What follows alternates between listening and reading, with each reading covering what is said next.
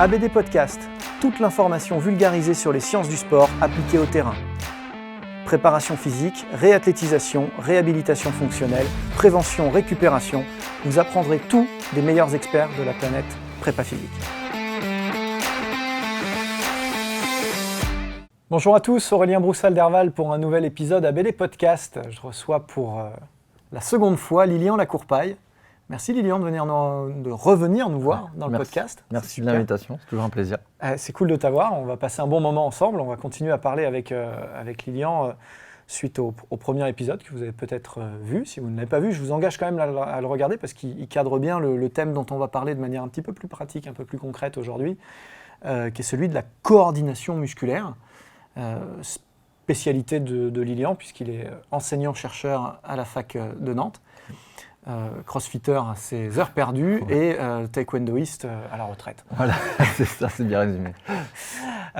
Super, alors du coup on avait largement balayé la nécessité de maîtriser ces concepts de coordination musculaire individuelle avec des profils complètement différents, notamment sur les ischio-jambiers, qui est un groupe musculaire particulièrement intéressant à considérer, avec des gens qui, selon les tâches qu'on leur impose, de la marche à l'haltérophilie en passant par un mouvement monoarticulaire très simple comme une flexion de genou, qui mettent en œuvre des stratégies d'activation musculaire au sein même d'un même groupe musculaire comme les ischio-jambiers, complètement différents. Et donc pour un même mouvement, on va avoir des gens qui vont utiliser plus le biceps fémoral que le semi-tendineux par exemple, et vice-versa sur certains autres mouvements. Donc, on va avoir vraiment une nécessité de compréhension fine et d'analyse de chacun de nos athlètes pour prendre des bonnes décisions préventives, mais aussi de performance.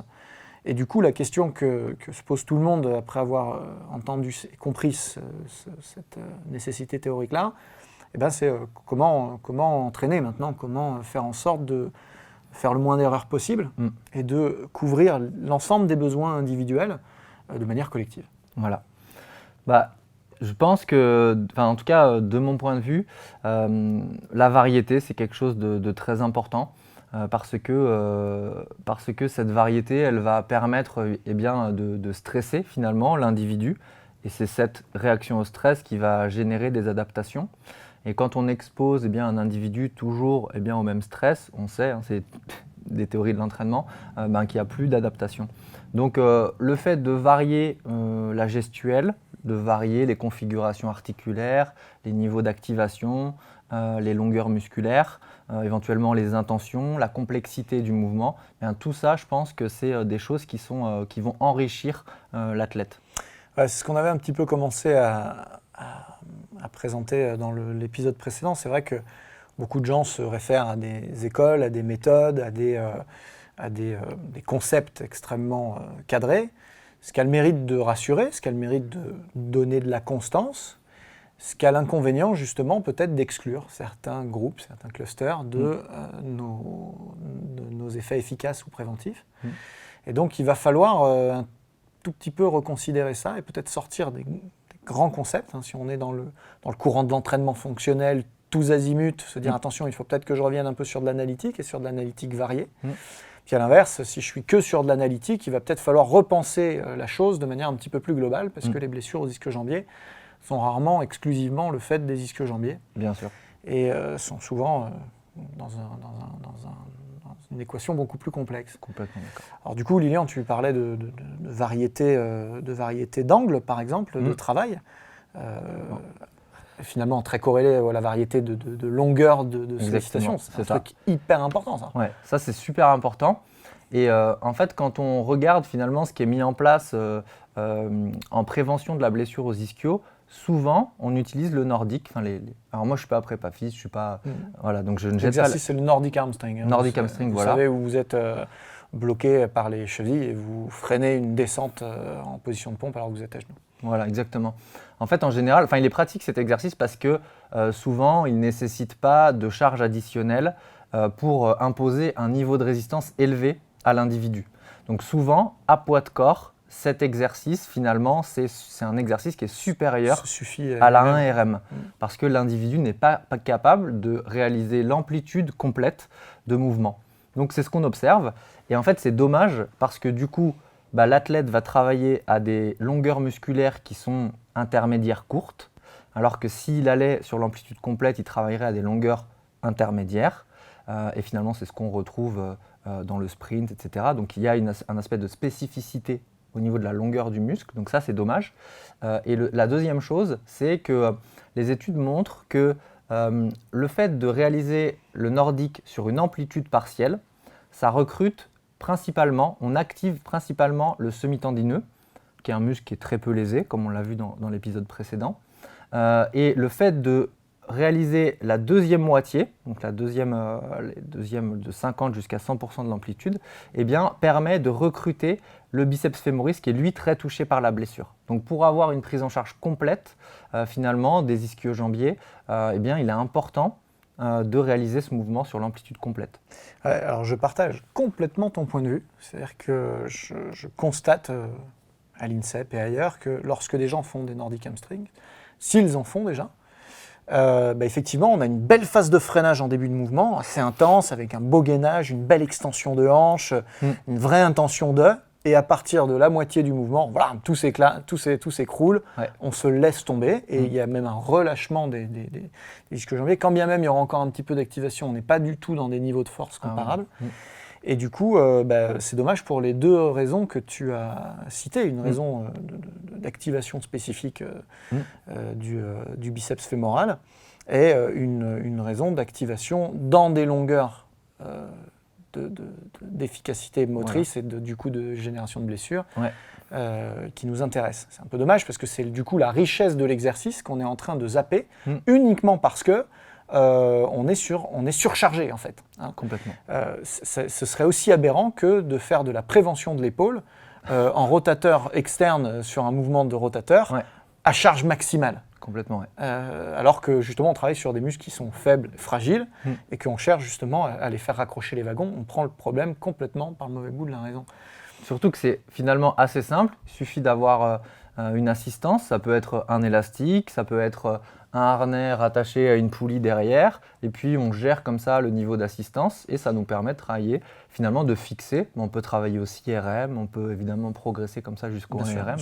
Les powerbands sont hyper adaptés. Moi j'utilise énormément les powerbands pour ça, donc on accroche le powerband à une barre de traction par exemple, ou un espalier où on est justement raccroché par ses pieds, et du coup ça freine la descente, ça nous allège le poids de corps artificiellement, et ça nous permet de travailler en amplitude complète, parce que c'est bien ce qu'on veut, et donc de moduler la charge, mais du coup cette fois-ci à la baisse, puisque par essence c'est un mouvement qui sollicite, comme tu le disais, plus du 1RM, donc on travaille... De manière générale. Après, il y a des athlètes qui sont très forts, évidemment. Mais tout de manière générale. Si c'est des grands freinateurs, certains rugbymen, on le sait, ces gros ischios qui sont capables du coup de générer énormément de force. Ils sont plutôt légers, certains joueurs. Donc du coup, finalement, ce rapport poids-puissance fait d'eux des exceptions. Mais l'immense majorité des gens, effectivement, va être extrêmement challengée par ce déficit de force ou ce surpoids par rapport au niveau de force qu'ils peuvent générer. C'est intéressant. Il y a un autre principe, j'imagine, pour arriver à explorer un petit peu plus les différentes portions musculaires, mais c'est vrai sur chaque mouvement. On va simplement rester sur les ischio-jambiers parce que c'est sans doute une des priorités préventives et un des exemples qui permet le mieux de comprendre les principes qu'on est en train d'exposer. C'est aussi l'orientation des segments, c'est-à-dire plus ou moins de rotation de hanche, plus ou moins d'ouverture de genoux. On peut jouer sur certains facteurs comme ça. Oui, ça aussi, ça joue effectivement sur la manière d'activer les différents ischio-jambiers. Donc quand je mets de la rotation, quand je réalise le mouvement et que je combine ça à une rotation interne de hanche, eh bien je vais activer de manière plus importante mon semi-membraneux si je fais une rotation externe. Ça met de la complexité dans le mouvement, donc pourquoi pas de temps en temps utiliser ce levier-là. Ça, c'est très important parce que ce que tu sais peut-être pas, toi qui n'es pas dans les milieux fitness conventionnels, on va dire que le crossfit c'est quand même quelque chose à part entière, c'est qu'on apprend souvent dans les diplômes BPGEPS et avant les BE, on apprend souvent aux gens à garder les pieds parallèles sur les machines guidées, à rester le plus parallèle possible.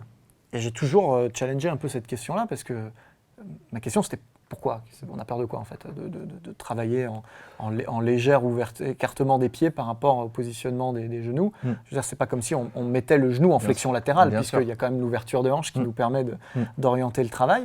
Ou à l'inverse, d'ouvrir un peu plus les genoux et de faire une rotation du coup plutôt externe de hanche pour le coup, les pieds en canard pour parler simplement. Ouais.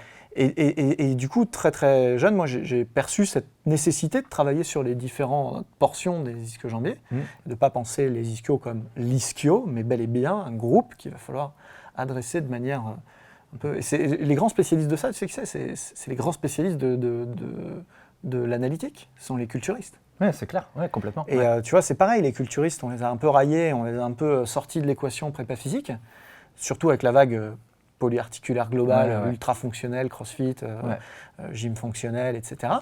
Et c'est une erreur, parce qu'eux, ils savent, à un moment donné, comment aller chercher pile poil le vaste médial ou pile poil le vaste interne, juste en travaillant sur les orientations. Et au-delà de l'esthétisme qu'eux poursuivent, évidemment, nous, on a un intérêt de performance et de prévention dont on parlera dans un autre épisode. C'est passionnant. Et en termes de tempo, tu as des préconisations aussi, j'imagine, qui rejoignent un peu ce qu'on se disait là.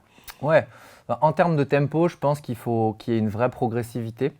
Et donc évidemment, au départ, je pense qu'il faut que ce soit plutôt un tempo avec à peu près sur la phase excentrique, qu'on ait 4-5 secondes de descente, que ce soit sur le nordique ou sur le soulevé de terre jambes tendues, avec une maîtrise du mouvement. Et puis, au regard de la spécificité de la pratique, finalement, quand on est en situation de sprint, les contraintes les articulations sont mobilisées à des grandes vitesses. Par exemple, on a des pics de vitesse angulaire à peu près de l'ordre de 1000 degrés par seconde au genou et de 500 degrés par seconde à la hanche. Donc si on veut finalement se rapprocher un petit peu de ce qui se passe pendant l'activité, eh bien, il faut, je pense, de temps en temps aller mettre un peu de vitesse. Donc ça nécessite de réfléchir, de mettre l'athlète dans des situations sécuritaires, mais je pense qu'il faut aussi l'exposer à des situations où le muscle doit se contracter à des vitesses élevées. C'est ce qu'on, de temps en temps, on préconise de faire de la vitesse cyclique, donc soit des exercices de pliométrie par exemple, ou avec des bandes et on vient mettre les pieds, on travaille la vitesse cyclique. Alors tout le monde ne l'utilise pas, mais je pense que de temps en temps ça peut être intéressant. Donc, je disais à Lilian, on tend en power band, et du coup on a les pieds posés dessus si on est allongé sur le dos par exemple, donc un petit peu plus haut, et du coup on va faire des battements en se servant de l'élastique pour justement faire de la survitesse.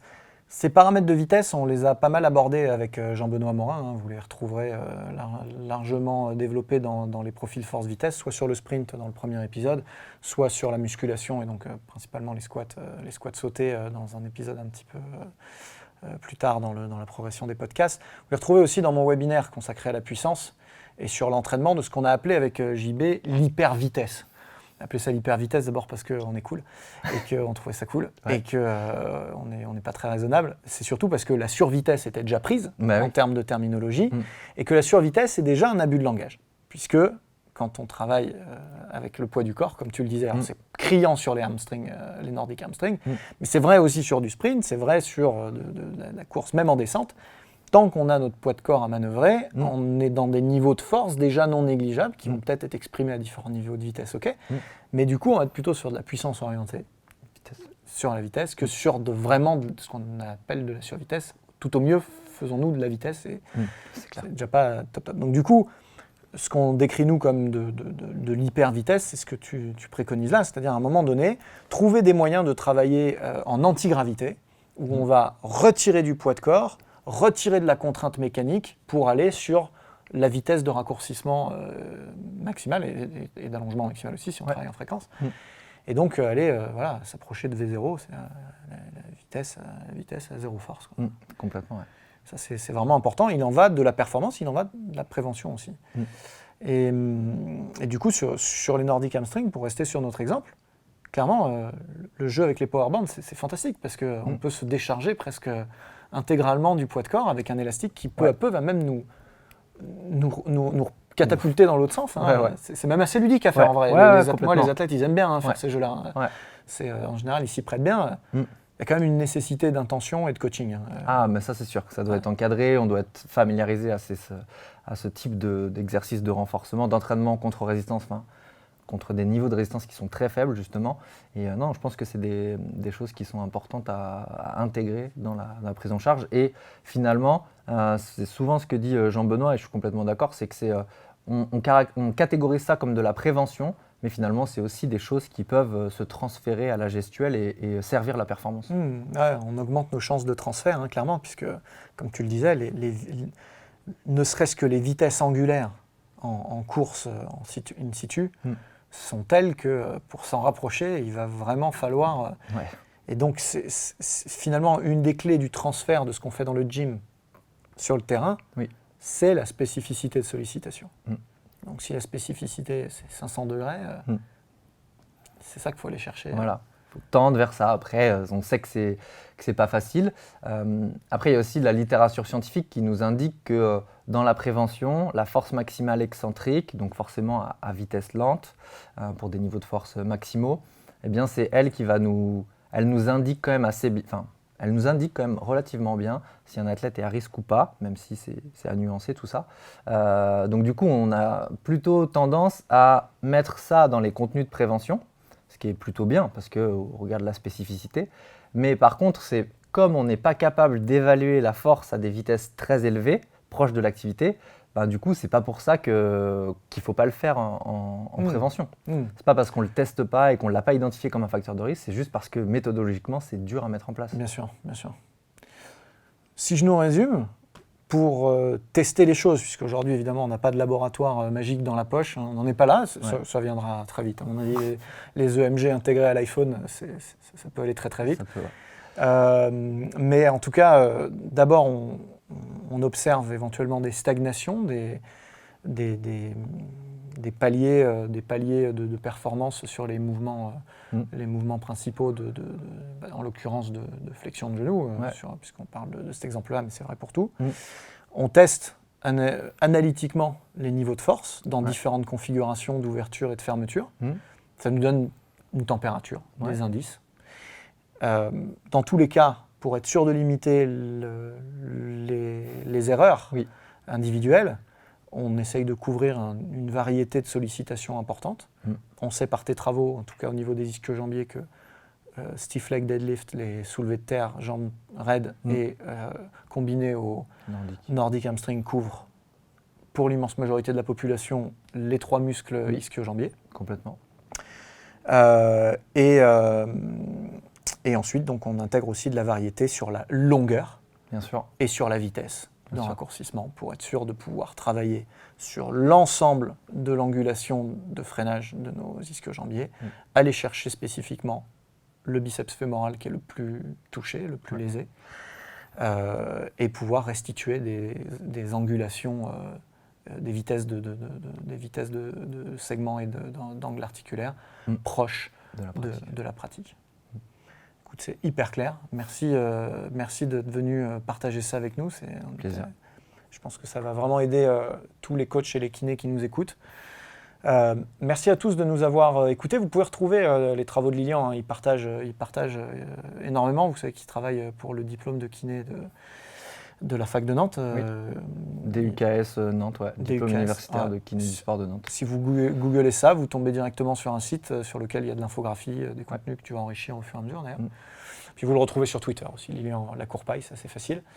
Quant à ABD Podcast, vous savez que vous pouvez le retrouver sur toutes les plateformes de streaming que vous connaissez très bien, Spotify, Apple, Google.